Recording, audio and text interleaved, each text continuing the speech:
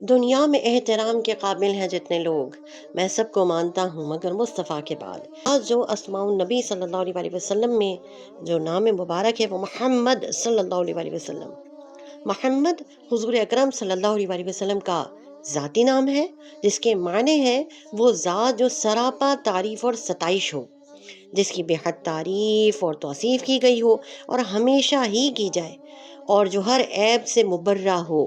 یہ نام اقدس ایک مکمل نعت ہے۔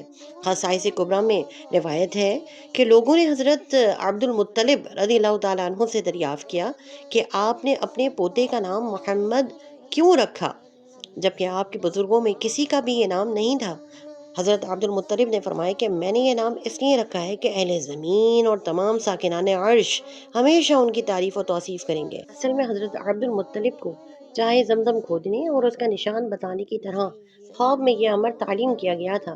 قرآن کریم میں یہ نام اقدس سورہ آل عمران کی آیت 144، سورہ احزاب کی آیت 40 اور سورہ محمد کی آیت نمبر 2 اور سورہ فتح کی آیت نمبر 29 میں آیا ہے۔ اور کہیں بھی اللہ تعالیٰ نے آپ کو اس نام پاک سے مخاطب نہیں فرمایا، بلکہ محبت بھرے لہجے میں آپ کے اسماء صفات سے آپ صلی اللہ علیہ وسلم کو مخاطب فرمایا ہے، جبکہ دیگر انبیاء کرام علیہ الصلوۃ والسلام کو ان کے اصل نام سے مخاطب کیا گیا ہے، جیسے یا آدم، یا موسیٰ، یا داؤد، یا عیسیٰ وغیرہ۔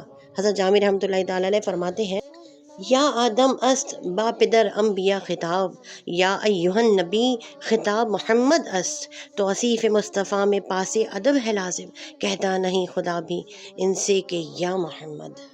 ایک بندے کے تصرف میں دو عالم دے دے، شان قدرت کے لیے بات یہ مشکل کیا ہے۔